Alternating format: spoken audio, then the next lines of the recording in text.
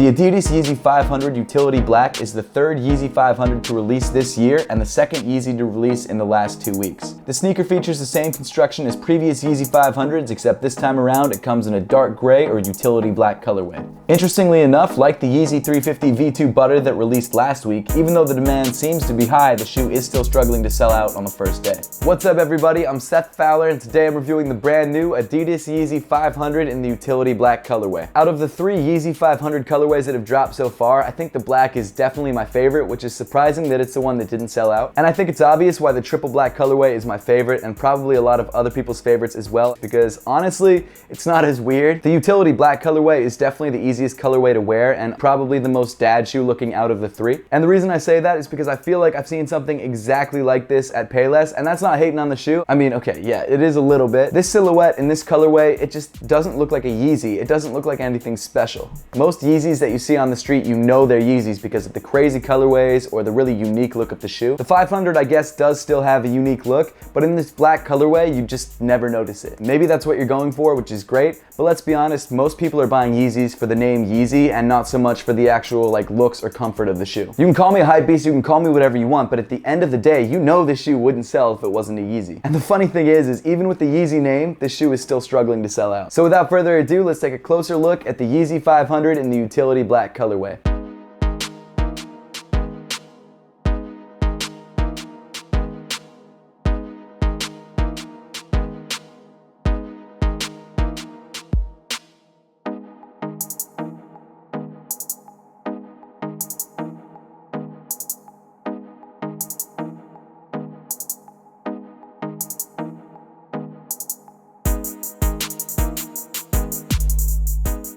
I'm not going to do a crazy in-depth material breakdown like I usually do for my reviews because I've already reviewed this silhouette twice, so if you want to see any of those, make sure to click the link at the top of the screen. But instead, I'll do more of a quick overview, and starting off that overview, you've got your premium suede in black on the toe box. Now, something I've got to say is utility black doesn't really look black, it looks like a really dark gray. And the reason I say that is because when you compare it to a shoe that's actually black, you can see that there's a pretty big difference between the shade of the color. And it's funny because actually, I think I prefer this sort of dark gray to just a regular black. So because it's a lighter color, you can make out some of the subtle differences between materials, which I really like. Moving up the shoe, just like with your regular Yeezy 500s, you've got your mesh, your leather, and of course your little suede patches around the eyelets. I've said this in every Yeezy 500 review, but I'll say it again. This shoe reminds me of a bug. I can't get over it. These look like bug eyes. I don't know what it is. The laces also come in a matching utility black or dark gray. Beneath the laces, you've got your signature Yeezy 500 sort of figure 8 shaped piece of leather. The tongue, as usual, comes in this mesh and is pretty well padded. Of course, this time around, it comes in utility black. Inside the shoe, you've got your black or dark gray sock liner. The insole of the shoe also comes in black with the Ortholite, Yeezy, and Adidas branding in white. If you didn't already know, the Yeezy 500 comes with an Ortholite insole, which I'm not mad at. As for fit, the utility black Yeezy 500 fits just like any other Yeezy 500, which for me is true to size. For you, it might be something different. As I always suggest though, if you have a chance to try the shoe on first before you buy it, which shouldn't be hard to do now that these shoes aren't really selling out,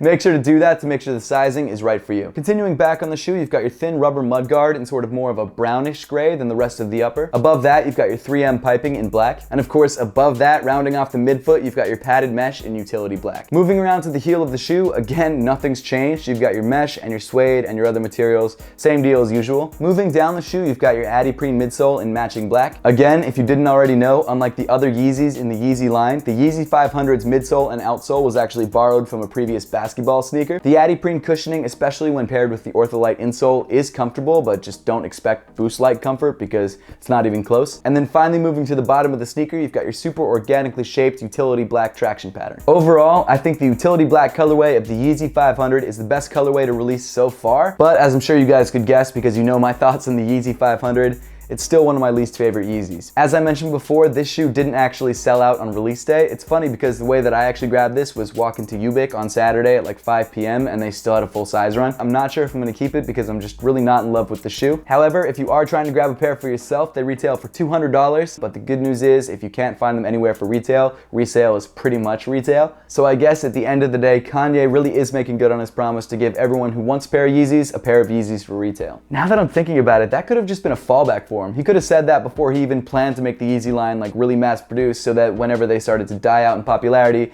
it would just seem like it was something he meant to do. I don't think that's the case, but that would be interesting if that's actually the reason. That pretty much wraps up the video for today. I'd love to know your thoughts on the utility black Yeezy 500 and whether you grabbed a pair for yourself, so make sure to leave those comments in the comment section down below. Don't forget to give me a follow on Instagram at @RealSethFowler for a bunch of IGTV exclusive content. And as always, thank you so much for watching. Please make sure to give this video a big thumbs up if you liked it. Subscribe if you haven't yet, and I'll see you all in the next one.